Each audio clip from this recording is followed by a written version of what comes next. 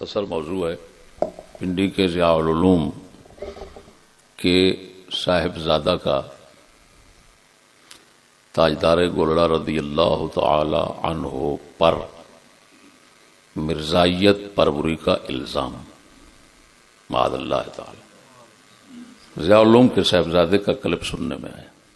اولاً تو اس نے تاجدار گولڑا کی صفت ثنا میں اپنے الفاظ میں کچھ کہا، اس کے بعد اس نے ثانیاً مرزا قادیانی کی بات کی کہ مرزا نے اپنی جھوٹی نبوت کو ثابت رکھنے اور اس سے اعتراضات دور کرنے کے لیے یہ بہانہ ڈھونڈا کہ اس نے ایک شوشہ چھوڑ دیا کہ میاں انبیاء علیہ السلام سے بھی تعبیرات میں، خوابوں کی تعبیرات میں غلطیاں ہوتی تھی، لہذا مجھ سے بھی ہو جاتی ہیں تو کوئی بڑی بات نہیں۔ یہ مرزے کا قول بکواس پیش کرنے کے بعد اس نے اس پر تفریع کی، اس پر اپنا جو قول جوڑا وہ یہ ہے، یہ ایک راستہ تھا اور یہ نبیوں کی خطائیں بیان کرنا کس کے فیور میں ہے؟ قادیانیوں کے۔ یہ جو آج ایک نیا فتنہ اٹھ گیا کہ فلاں نبی سے خطا ہوئی، فلاں سے ہوئی، فلاں سے ہوئی، کہ جو لوگ کہتے ہیں کہ انبیاء سے بھی خطا ہوتی ہے، اجتہادی خطا ہوتی ہے، تعبیر میں خطا ہوتی ہے، یہ لوگ مرزائیت کو تقویت دے رہے ہیں۔ اب میں آپ کو یہ دکھانا چاہتا ہوں کہ خود سیدنا تاجدار گولڑا رضی اللہ تعالی عنہ نے خواب کی تعبیر میں نبی علیہ الصلوۃ والتسلیم کا خطا فرمانا اپنے عقیدے کے طور پر لکھا ہے۔ آپ کا ایک مکتوب ہے، خط شریف، سوال ہوا رؤیا الانبیاء وحی، نبیوں کا خواب وحی ہوتا ہے تو خطا کیسے؟ آپ نے فرمایا، آپ نے جو جواب دیا خلاصہ فرمایا انبیاء کا خواب وحی ہے، خواب کی تعبیر ان کا اجتہاد ہے۔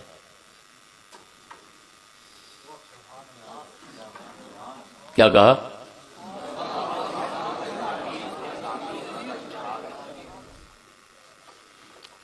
انبیاء علیہ السلام کا خواب وہ وحی خدا ہوتا ہے، اس میں خطا نہیں ہوتی۔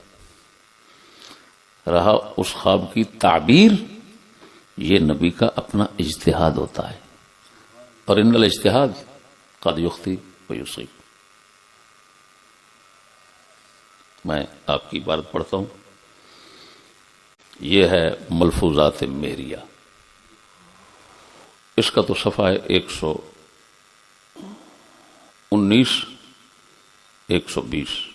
آرے، عبارت فارسی پڑھ رہا ہوں آپ کو مکتوب، آرے خطا فی التعبیر منافی نیست بشان نبوت، چه تعبیر از قبیل وحی نیست بلکہ منشأش اجتہاد است وهو قد یخطئ وقد یصیب، چنانچہ حدیث فذهب وهلی انها الیمامہ و ارادہ معقہ معظمہ بعد رؤیت دخول در مسجد حرام و امثالهما شاہدند بر نعم بقاء علی الخطا مطلقا منافی شان نبوت است، جس کا خلاصہ میں نے پہلے پیش کیا کہ خواب وحی ہوتا ہے، اس میں خطا نہیں ہو سکتی، لیکن جو خواب کی تعبیر ہوتی ہے یہ وحی نہیں ہوتا، یہ ہوتا ہے نبی کا اجتہاد۔ کیا؟ اور یہی شخص، یہی صاحبزادہ کہہ رہا ہے کہ نبی کا اجتہاد، نبی اجتہاد نہیں کرتا، سب وحی کے ساتھ ہوتا ہے۔ کرو گے اور یہ بھی بتاتا چلوں اس میں مختار مطلب کیا ہے۔ اس میں 3 طرح کے اقوال ملتے ہیں سنت کی کتابوں میں. ایک یہ ہے کہ نبی اطاعت کرتا ہی نہیں. کیا جی؟ اطاعت ہی نہیں کرتا. ایک مطلب یہ بھی ہے کہ نبی جو کہتا ہے وہ نص ہی ہوتی ہے. تو پھر تاجدار گولڑا کا نام کیوں لے رہا ہے؟ یہ پہلے جو ان کی تعریف کے پل باندھنے شروع کر دیے کس مقصد کے لیے تھے؟ محض اس وجہ سے کہ پنڈی کے لوگ تاجدار گولڑا سے عقیدت رکھتے ہیں تو ان کی ہمدردیاں، ان کے نذرانے اور ان کے مال لینا مقصود ہے، ورنہ ان کا مذہب پڑھا نہیں ہے. وہ تو صاف فرما رہے ہیں کہ تعبیر واحد نہیں ہوتی، تعبیر اجتہاد ہوتا ہے رسول کا. تو اجتہاد ثابت کر رہے ہیں رسول کے لیے، تم اجتہاد کی نفی کر رہے ہیں. تمہاری نظر میں رسول کا اجتہاد نعوذ باللہ نبوت کے خلاف ہے، اور آپ فرماتے ہیں نا اجتہاد نبوت کے خلاف نہیں، اجتہاد میں خطا بھی نبوت کے خلاف نہیں. ہاں اس خطا پر برقرار رکھنا کہ خدا پاک وحی بھیج کر تنبیہ بھی نہ فرمائے، یہ نبوت کے منافی ہے، یہ نبوت کے منافی ہے. بقا علی الخطا مطلقاً منافی شان نبوت است. تو بھئی تاجدار گولڑا تو تعبیر خطا فی تعبیر کے قائل ہیں. جب قائل ہیں تو پہلے ان کی تعریف کے لیے ایسے کلمات بولنا جو تعریف کرنے والے کے طبقہ کی تاجدار گولڑا کے ساتھ عقیدت اور محبت پر عظیم دلالت ہو، اور پھر ساتھ ہی اسی محفل میں جس عظیم شخص کی تعریف کی اسی محفل میں اس طرح مذمت کہ مرزائیت پروری کہہ دینا اسی بات کو جس کو وہ اپنا مذہب کہہ رہے ہیں. تاجدار گولڑا تو اس کو مذہب کہہ رہے ہیں اپنا، اور یہ ضیاء العلوم کا صاحبزادہ کیا کہہ رہا ہے اس کو؟ یہ مرزائیت پروری ہے، مرزائیت کو تقویت دینا ہے. تو صاف لفظوں میں پھر کہہ رہا ہے کہ تاجدار گولڑا رضی اللہ تعالیٰ عنہ نے مرزائیت پروری کی ہے. پہلے مرزائیت کا دشمن بنا رہا ہے اور بعد میں مرزائیت کا دوست بنا رہا ہے. اتنا نااہلی، اتنا نالائقی.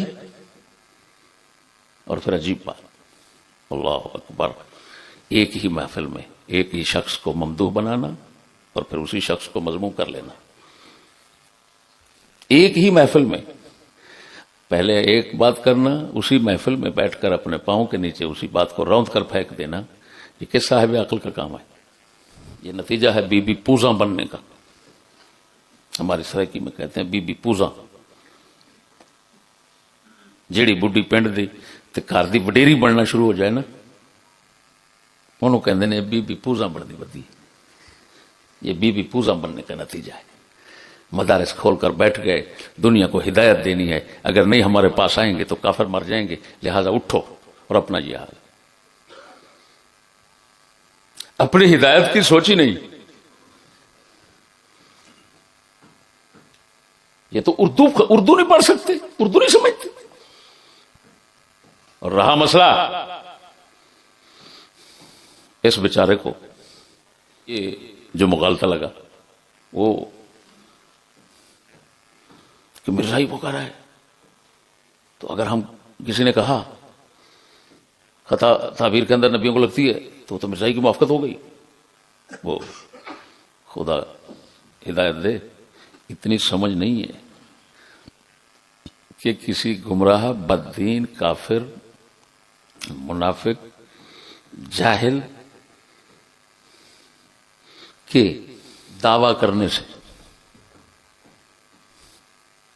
جس دعوے میں توافق ہو جائے کہ وہی دعویٰ تمہارے عقیدے میں داخل ہے،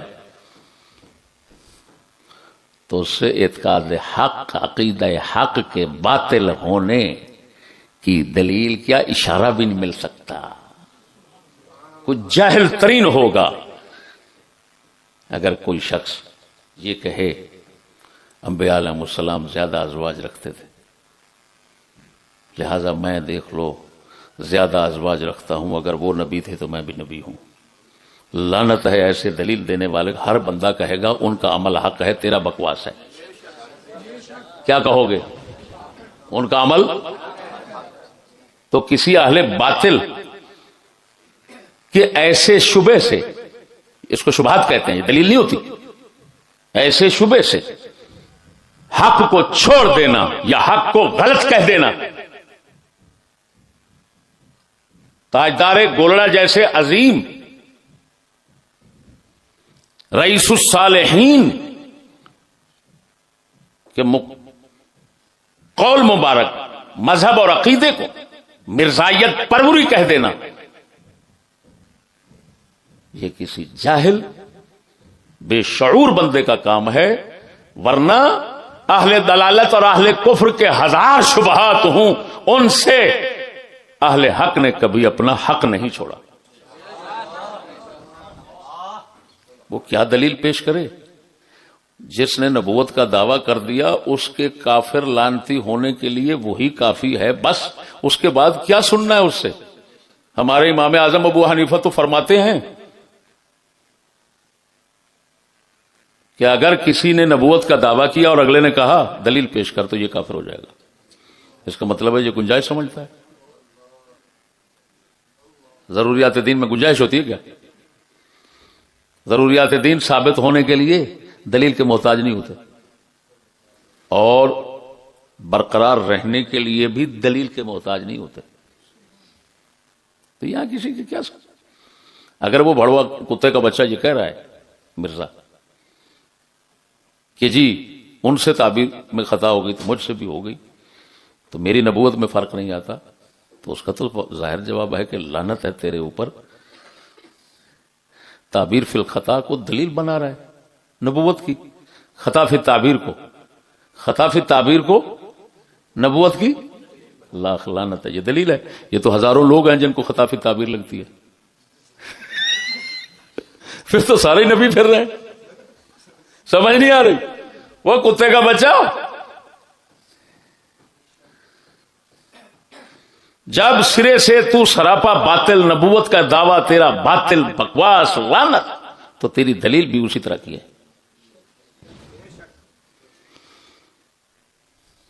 اب سمجھ آ گئی؟ ہاں وہ سنو, ہمارے تاجدار گولڑا نے مرزائی سے کوئی نبوت کی دلیل نہیں مانگی تھی. توبہ توبہ توبہ توبہ. اس کے تمام شیطانی شبہات کے پرخچے اڑائے, بس اس کو ہر صورت میں شیطان ثابت کیا. یہ تاجدار گولڑا کی محنت ہے. ورنہ امام اعظم کے قول کے خلاف ہمارے تاجدار گولڑا ہوتے؟ کیسے ممکن ہے وہ کہیں دلیل پیش کرو؟ میری بات نہیں سمجھی. اور میں تو عجیب, مولانا بتاؤ یار, ایک اتنا ادارے کا ایک صاحبزادہ ہے تو تتیمہ کو بولتا ہے تتمہ, اسی کلب میں کتاب ہے حقیقت الوحی, اس کی کتاب کی اس کا تتمہ ہے. وہ لکھتا ہے میں اس بات کا خود فلاں کتاب ہے مرزے کی, اس کے تتمہ میں لکھتا ہے. تو یہ تتمہ کا لفظ بتا رہا ہے کہ علم بھی تتمہ ہے. اللہ تعالی ہمیں تتموں سے بچائے. اور صاحبزادہ کے ساتھ ایک مناظر تشریف فرما تھا. انہوں نے نظم پڑھی, سیدہ خاتون جنت کی منقبت. اس میں ایک شعر تھا, گرد قدم کے پاس سے گزری نہیں خطا, پوچھو ملائکہ سے عفت بطول. گرد قدم کے پاس سے گزری نہیں خطا, پوچھو ملائکہ سے عفت بطول کی. ان کے حال سے جو کچھ معلوم ہے, ان کے نظریات سے, یہاں خطا سے مراد خطا اجتہادی, کیونکہ وہ اسی کے قائل ہیں کہ خطا اجتہاد, مناظرہ بھی اسی پر ہوا کہ خطا اجتہادی نہیں, بی پاک سے ممکن ہی نہیں, معصوم عن الخطا ہے وہ. تو پہلے مصرے میں آپ کی تنظیر جو بیان کی, اگلے میں دلیل دی, پوچھو ملائکہ سے عفت بطول کی. اور عفت جو ہے نا عورت کے لیے جب استعمال ہو تو اس کے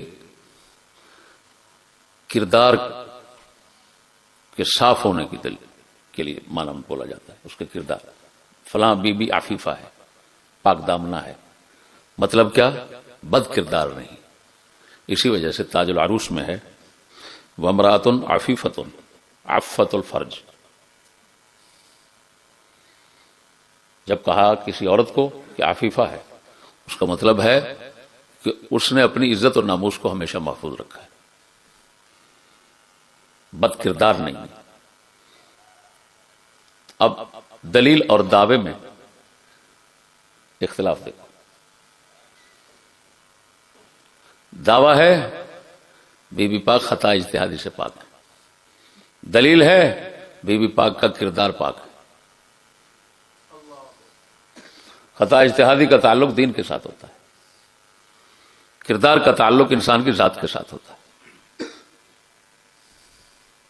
تو دعویٰ کچھ، یہ تو اس موقع پر ان کی پاک دامنی کو دلیل بنانا پرلے درجے کی جہالت، بلکہ ایسے موقع پر یہ سوء ادبی شمار ہوگا. اسی وجہ سے علماء فرماتے ہیں جید عالم دین ہو، خالی نہیں، جید عالم دین، کسی صوفی کامل سے اعتقاد صحیح کیا ہو، پھر جا کر وہ اللہ جل شانہ کی حمد و ثنا، انبیاء علیہ السلام کی نعت اور صحابہ اہل بیت اور اولیاء کی منقبت لکھنے کا قابل ہے، ورنہ نہیں. ہم نے تو یہی حال دیکھا. اگر ایسے لوگ جو خام ہیں، ان کو کہتے ہیں خام، علماء کی خام علم رکھنے والے ہیں، اس کا نتیجہ یہی ہوتا ہے کہ اگر انہوں نے 10 باتیں ٹھیک کی تو 1-2 باتیں ایسی چھوڑیں گے جو ٹھیک کا بھی بیڑا غرق کر دیں. اسی وجہ سے علماء فرماتے ہیں فساد جاہل اس کی اصلاح سے ہمیشہ زیادہ ہوتا ہے، زیادہ موذی اور خطرناک. اصلاح سے وہ فائدہ حاصل نہیں ہوتا جو اس کے فساد سے نقصان ہے. لیکن آگے سامعین بیٹھے ہوئے آشش کر رہے ہیں، جیسے شیعوں کے مجمع میں نہیں بیٹھے ہوتے. ہاں، ذاکر جو مرضی کہے، چاہے سب کے خلاف جا رہی ہو، پھر بھی کہیں گے واہ واہ واہ واہ، کہاں سے نکتا ہے، اوف. سمجھ نہیں آ رہی. آج کل زیادہ ملنگ طبیعت لوگ ممبروں پر قابض ہیں، چاہے کوئی ڈاکٹر ہو چاہے غیر ڈاکٹر ہو. منہ سے جو چھوڑتے ہیں ان کو سمجھ نہیں ہوتی کیا کریں. جب گلے مصیبت پڑتی ہے تو نکلنے کی طاقت نہیں رکھتے. اور اللہ پاک نے ہمیں یہ شرف بخشا ہے، شکر ہے اور ذات پاک کا حضرت صاحب کی برکت سے.